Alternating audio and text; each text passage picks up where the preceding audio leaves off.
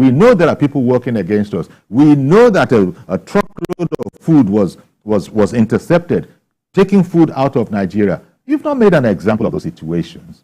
I think that one critical area that the government needs to look at is the banking reforms. You recall that every administration, Obasanjo did capitalization of the bank in 2002, 2004. Yeah. Was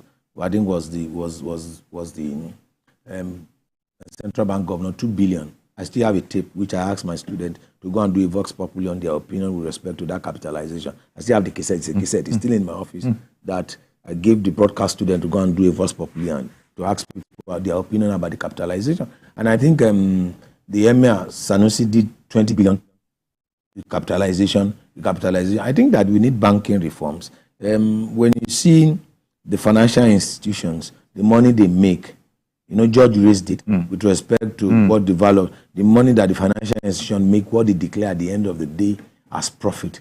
There's no other sector. And you begin to wonder, where do they make this money from? How did they make this? How did they make this particular money that they declare this profit? You all see their balance sheet, their annual general meetings report. We see the annual financial report, and we see that. So there's a need for the central bank governor, like George pointed out, to look into this particular issue. If you are making money, where are you investing the money? At least there should be a policy that will require banks either 5% or 10% of their return on investment to be invested in agriculture, to be invested in security. What was the way that Fashola solved Lagos security problem? You recall the security problem, the security challenges in Lagos State, and then there was the Lagos Security Fund, where all the major organizations and companies in Lagos contributed money. Yes, they became stakeholders. It became stakeholders, and then government engaged them, and as a result of that, Lagos was secured. Could we have that template? Could we have that template in Nigeria? These are some of the areas that we need to look into. The issue of security, the issue of food security cannot be handled by government alone. There's a need for public participation. In what way can we engage this private sector? Government will provide. Once we have a safe environment, that's when your business can thrive. That's when you can make money. And for us to provide that safe environment, you also need to contribute your own quota beyond the taxes you are paying. All of it is perhaps to help at least a bit the understanding out there.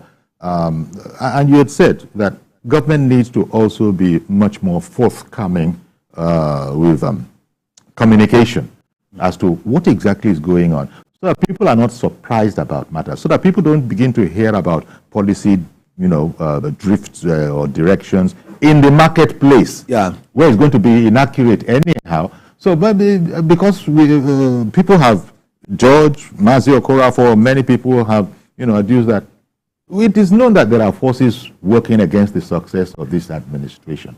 But then one of the greatest tools must surely be information. Put information out there, put the truth out there, be transparent.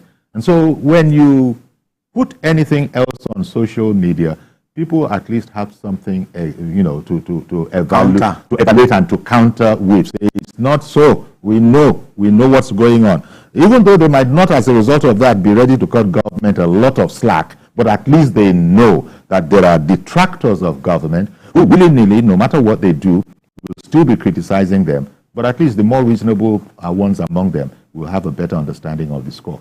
Dr. Johnson, as always, you're always exciting when you come on. Thank you. Thank you very much. My final take is that you all understand that we don't have any other country than Nigeria. And this elections have ended. And this one. Now it's time for governance, and we must all put our hands together to make Nigeria work. If there's crisis in Nigeria, it should affect the whole of Africa, and we pray that Nigeria should succeed. Whoever wins the election has become the president, and we must all support him. Dr. Jide Johnson, Chief Lecturer, Nigerian Institute of Journalism. That's where we leave it today. Please join us on Monday